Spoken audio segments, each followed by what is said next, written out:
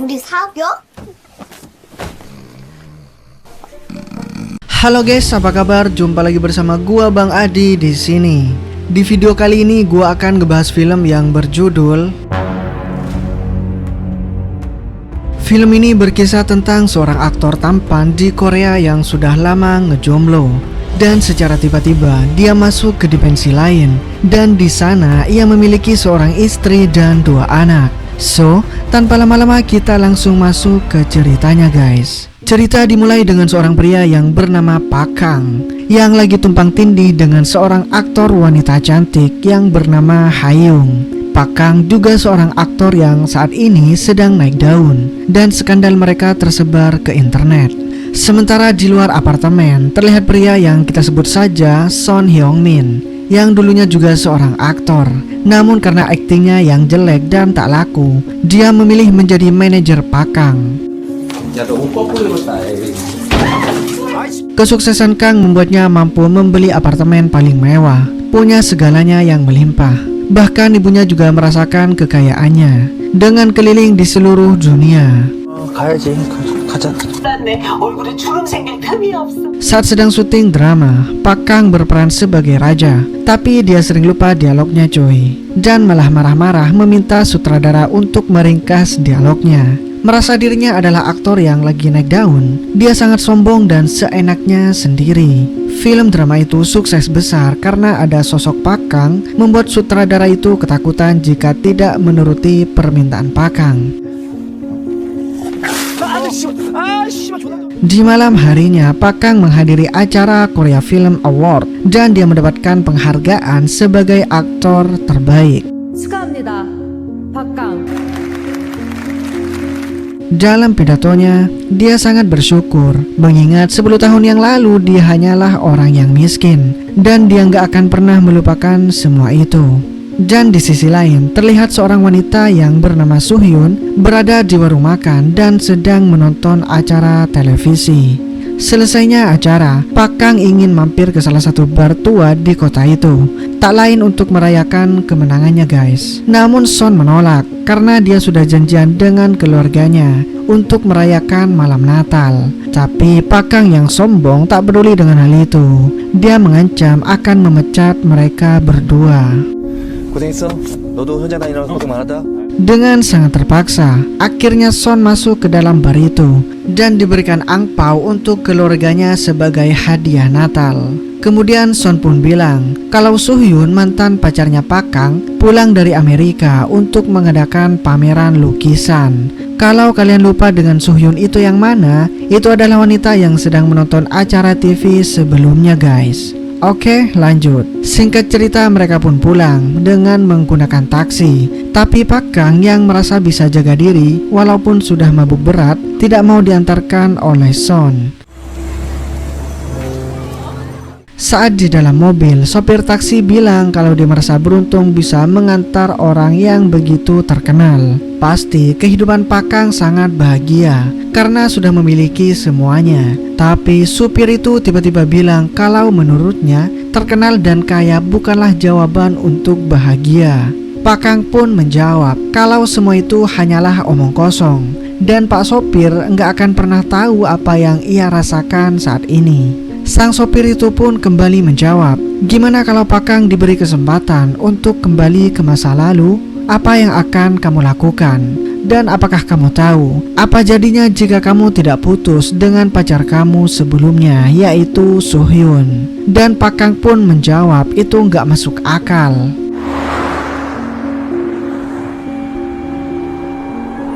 Setelah tertidur semalaman, paginya Pak Kang terbangun di sebuah rumah, bukan di apartemen miliknya.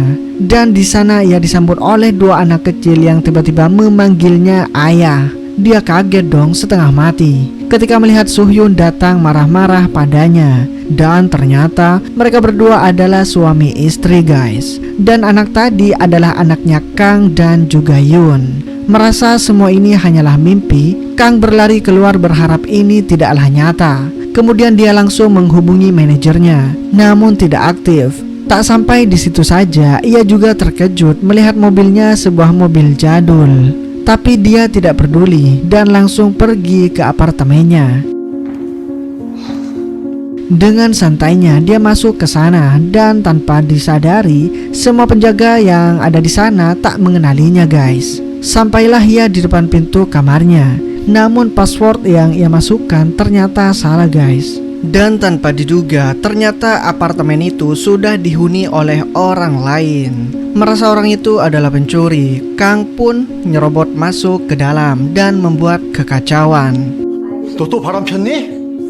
아니 이번엔 너야 Setelah kekacauan itu kemudian Kang dibawa ke kantor polisi.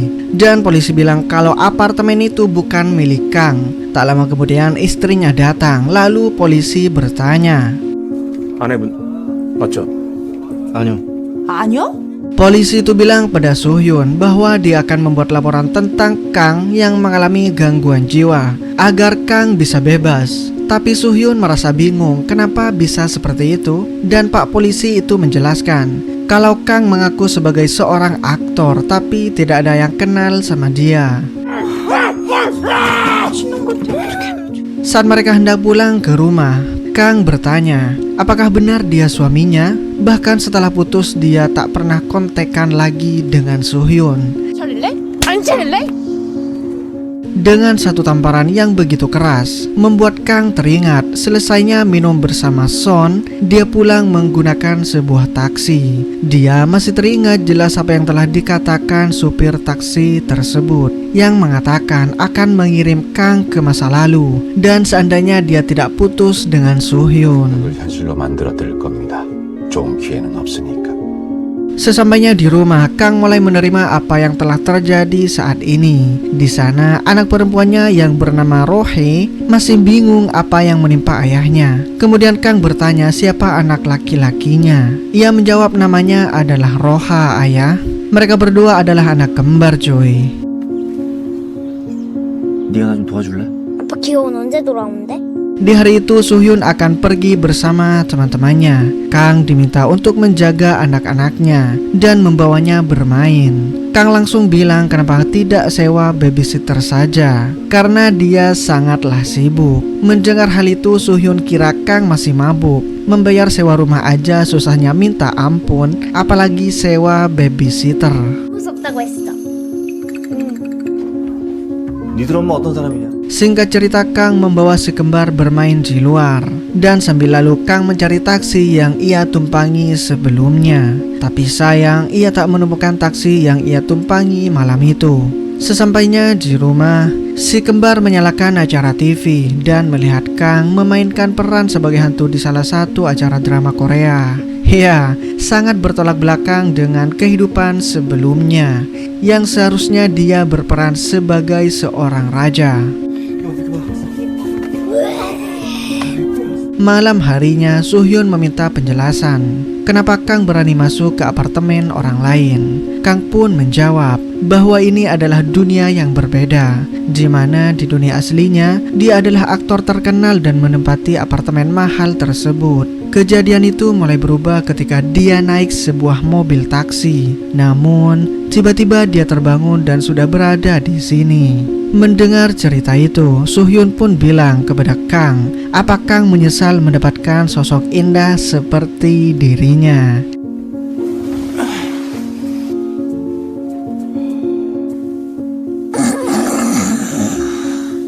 Hari-hari pun berlalu dan setiap pagi Kang dibuat stres karena setiap paginya dia selalu diganggu oleh si kembar untuk bangun lebih awal. Tapi ya lama-kelamaan dia terbiasa dan mulai belajar berperan sebagai seorang ayah yang baik demi membahagiakan mereka guys. Saat berada di dapur, Suhyun mengingatkan Kang untuk menghafal naskahnya karena besok dia akan syuting di acara televisi. Walaupun sekarang bukan pemeran utama, siapa tahu kan nanti Kang akan menjadi pemeran utama yang terkenal. Keesokan harinya saat sedang syuting, sutradara memuji penampilan Kang karena akting emosinya sangatlah hebat. Tapi Kang belum puas dan ingin mengulanginya lagi cuy. Mendengar itu sutradara merasa diatur tapi akhirnya memenuhi permintaan Kang. 나는 고독해 굿. Ya, walaupun kocak, istri dan si kembar sangatlah memuji akting ayahnya. Keesokan harinya saat sedang makan siang, tiba-tiba temannya yang bernama Woo-hee menelpon Kang dan mengajaknya untuk bertemu. Ternyata dia meminta Kang membantunya untuk mempromosikan sebuah teater sambil membagikan brosur itu. Di sela-sela waktunya Kang bertanya di mana Son berada kepada Woo-hee. Kang berharap di dunia ini Son bisa menafkahi keluarganya. Dan Woo-hee yang mendengar itu merasa ada yang aneh dengan sikap Kang. Dia berkata kalau Son baru saja merilis film barunya. Merasa penasaran, Kang lalu pergi ke bioskop dan nonton film baru itu.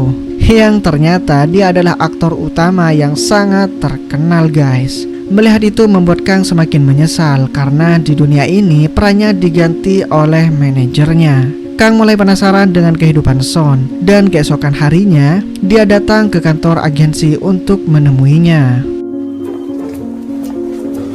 너 키 실었냐? Untungnya Son masih mengenal Kang dengan baik dan langsung mengajaknya untuk makan bersama. Saat sedang mengobrol, Kang bertanya kenapa dia bisa menjadi aktor terkenal. Son menjawab semua ini berkat Kang. Jika saja waktu itu Kang tidak mengundurkan diri, dia pasti akan kalah dengannya. Mendengar itu, Kang pun bingung apa maksudnya dan Son menjelaskan lagi. Dulu ketika final audisi, Kang lebih memilih pergi mengejar Soo-hyun ke bandara karena mau pergi ke Amerika. Keputusan itulah yang membuat Son mendapatkan kesempatan yang seharusnya menjadi milik Kang. Dan kini dia sukses sebagai aktor ternama. 난 긴장해서 엄청 떨고 있는데 네가 갑자기. Setelah pertemuan itu, Kang pergi menemui Soo-hyun. Dia menyadari betapa besar pilihannya saat itu. Dalam kehidupan sebelumnya, dia lebih memilih karirnya daripada Soo-hyun. Namun di kehidupan yang sekarang, Kang justru melakukan hal sebaliknya, meninggalkan ambisinya demi bersama Soo-hyun guys. Sadar akan hal itu, Kang mulai bersikap lebih baik dan penuh cinta kepada istrinya tersebut. Dia bertanya bagaimana jika dulu Soo-hyun benar-benar pergi ke New York. Namun Soo-hyun tersenyum dan mengatakan bahwa dia sangat bahagia dengan pilihannya yang sekarang.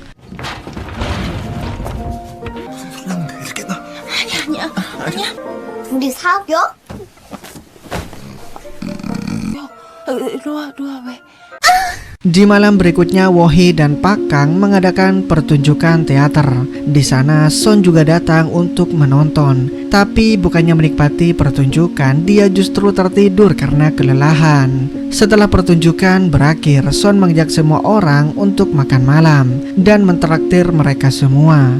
Malam itu Son begitu murah hati guys, hingga meninggalkan kartu kreditnya, membiarkannya yang lain makan sepuasnya tanpa khawatir. Dan setibanya di rumah, Kang membawa pulang sebagian daging dari restoran dan mengadakan pesta kecil bersama Soo-hyun serta teman-temannya. Meskipun Kang bukan aktor yang sangat terkenal, tapi dia tetap memiliki pesona tersendiri di mata para emak-emak komplek yang mengaguminya.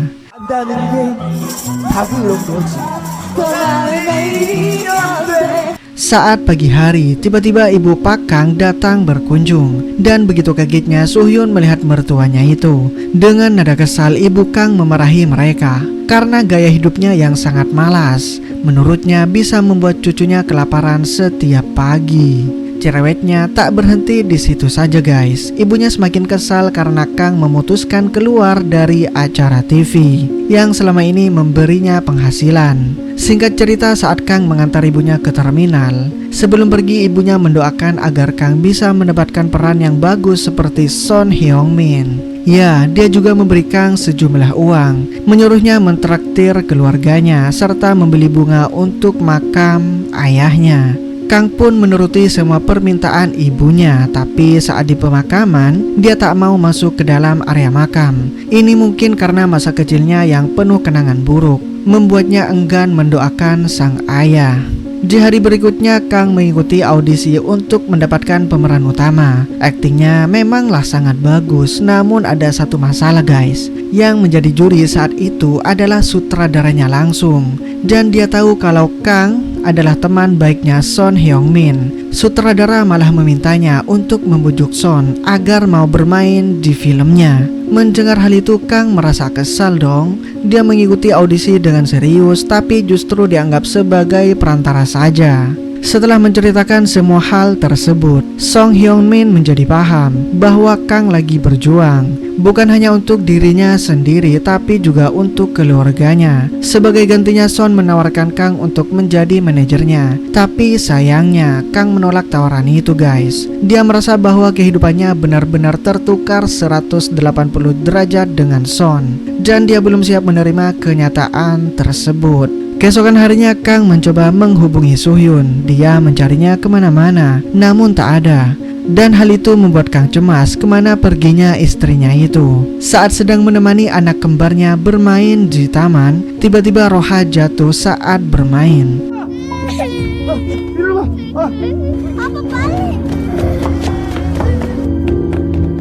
Soo-hyun akhirnya datang ke rumah sakit itu, dan saat itulah Kang melihat seragam kerja istrinya dan mengetahui bahwa Soo-hyun diam-diam kerja di minimarket. Kang merasa tersinggung karena Soo-hyun tidak pernah memberitahunya, seolah membuatnya tidak berguna sebagai kepala keluarga. 너 이렇게 사람을 비참하게 만드냐? Perasaan itu semakin buruk saat Kang mengecek saldo ATM-nya guys. Dia merasa kesal dengan dirinya sekarang yang selama 10 tahun terakhir tak bisa menghasilkan apa-apa. Karena tak punya pilihan lain, Kang akhirnya menerima tawaran menjadi manajer Son. Ya, berbekal pengalaman dari kehidupannya yang dulu, Kang mulai memahami cara kerja manajer, mulai mengatur jadwal, melayani Son Hyung Min di lokasi syuting, bahkan melindunginya dari para wartawan. Kini Kang melakukan semuanya yang dulu dilakukan oleh Son. Dia juga memberikan saran soal negosiasi gaji agar Son bisa mendapatkan bayaran yang lebih tinggi untuk proyek film maupun iklan. Singkat cerita, di lokasi syuting, Son Hyung Min kesulitan menghafal naskahnya. Bahkan Kang sudah membantunya menjadi peran lawannya. Sampai-sampai dia terbawa cerita di naskah tersebut. Karena Son terlalu lama menghafalkan naskah itu, akhirnya peran figuran lain mengundurkan diri guys. Karena mereka sudah muak nungguin Son menghafal naskah itu. Karena waktu yang sudah mepet dan tak ada pemeran lain di sana, akhirnya sutradara meminta Kang untuk menggantikan peran figuran itu. Mendengar tawaran tersebut, tentu saja Kang langsung mau guys. 할 수 있습니다! 죽을 수도 있어. 하나 죽겠습니다! Ketika Kang mulai syuting, adegannya membuat sutradara menjadi kagum. Aksi menunggangi kudanya sangatlah luar biasa. Bahkan emosi wajah Kang bagaikan kesatria, membuat semua orang sangatlah terkejut. Berbeda dengan Son yang hanya bisa menunggangi kuda mainan yang dijadikan properti untuk syuting. Dan sekarang Kang merasa seperti dulu lagi, bukan hanya sekedar menjadi manajer atau seorang ayah, tapi dia juga adalah sang aktor yang mencintai dunia akting.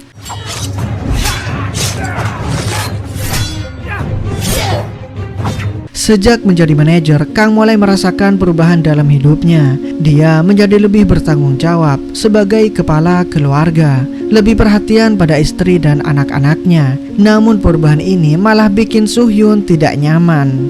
Dia mulai merasa ada sesuatu yang berbeda pada diri Kang, terutama ketika Kang mengajak mereka makan. Dia memberikan sebuah mobil untuk Soo-hyun.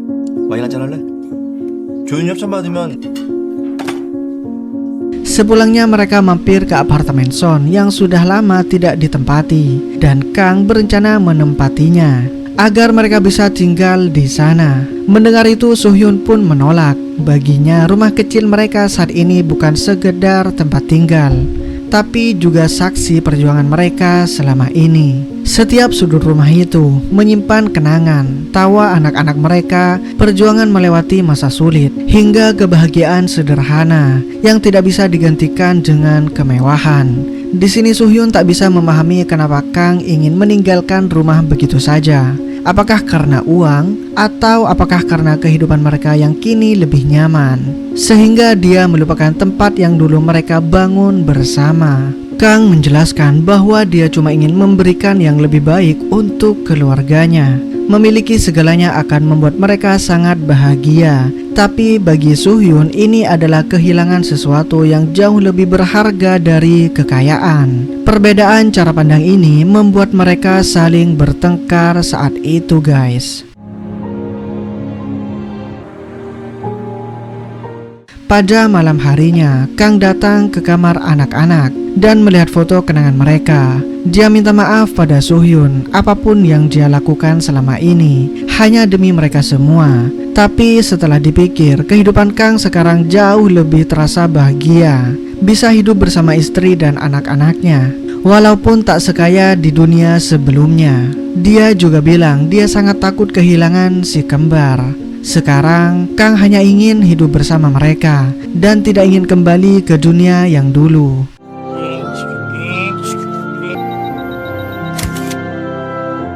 Singkat cerita, di tempat syuting, Kang mulai mendapatkan banyak fans. Walaupun dia bukan pemeran utama, tapi perannya mengalahkan Song Hyung Min sebagai aktor utama. Sampai-sampai sutradaranya bilang kalau sekarang Son lebih cocok menjadi manajernya Kang.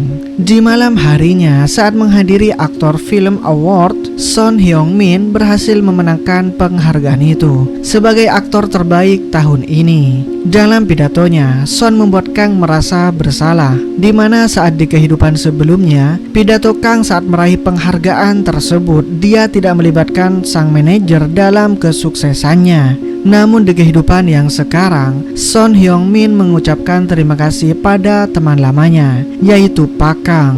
Tanpa dia, Son tidak akan pernah menerima penghargaan sebagai aktor terbaik. Kejadian ini sama persis dengan apa yang pernah dialami oleh Kang sebelumnya. Kemudian mereka menuju ke bar tua untuk minum bersama. Dan di malam Natal itu, Son merasa iri dengan Kang yang sudah memiliki keluarga, guys. 어디 가냐? 통화하러 오니까. Ketika akan pulang, Son memberikan angpau pada Kang untuk diberikan kepada si kembar.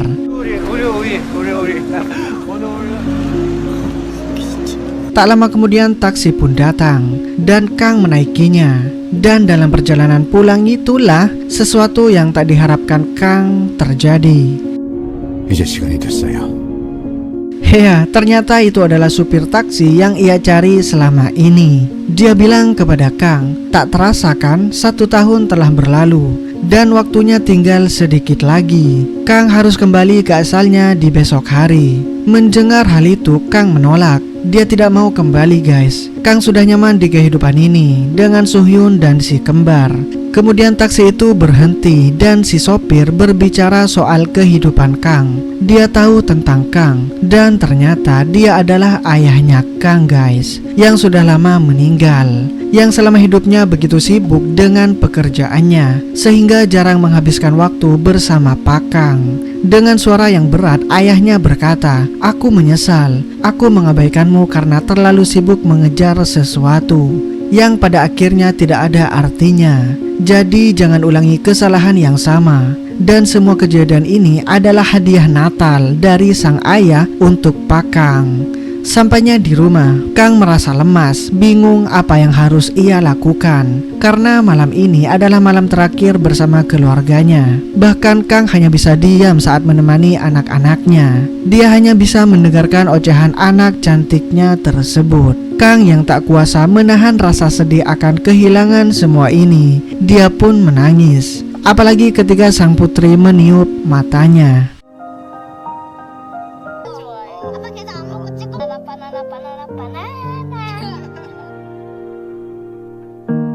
Dan benar saja, Kang terbangun di apartemen miliknya dan kembali di kehidupan sebelumnya. Saat itu ia masih melamun dan bersedih dengan semua yang terjadi. Kemudian Son datang menemuinya dan Kang bertanya padanya. Waktu 1 tahun yang lalu, Son pernah bilang kalau Soo-hyun berada di sini dan mengadakan pameran lukisan.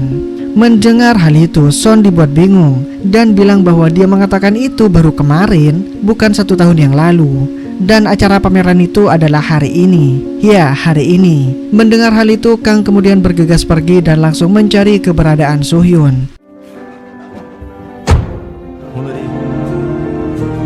Sesampainya di gedung pameran, ternyata acara itu sudah selesai. Dan tanpa sengaja Kang melihat sebuah lukisan, guys, yang sangat mirip dengan rumah yang ia tinggali bersama keluarganya. Dan tiba-tiba Soo-hyun pun datang dan kaget kenapa Kang ada di sini. Tanpa banyak bicara, Kang bertanya bagaimana Soo-hyun melukis lukisan ini. Soo-hyun menjawab kalau itu adalah lukisan pertamanya. Kemudian Kang mengajak Soo-hyun ke suatu tempat. Saat mereka tiba di tempat tersebut, Kang bilang kalau dia pernah hidup bersamanya di rumah ini. Ya, di rumah ini guys. Soo-hyun hanya terdiam. Di hadapannya berdiri sebuah rumah yang sama persis dengan apa yang ada di lukisannya. Singkat cerita, 2 tahun kemudian mereka akhirnya menikah dan sekarang mereka memiliki 2 anak kembar yang diberi nama Rohi dan Roha. Dan di kehidupan ini, rumah tangga mereka sangatlah bahagia. Soo-hyun dan Kang merawat anak mereka bersama-sama. Dan film pun berakhir guys. Oke guys, itulah alur dari film ini. Mohon maaf bila ada kesalahan kata dari alur yang saya bawakan. Menurut kalian apa nih pesan yang kita dapatkan dari film ini? Silahkan komen di bawah guys. Dan gua di sini cabut dulu. Dadah.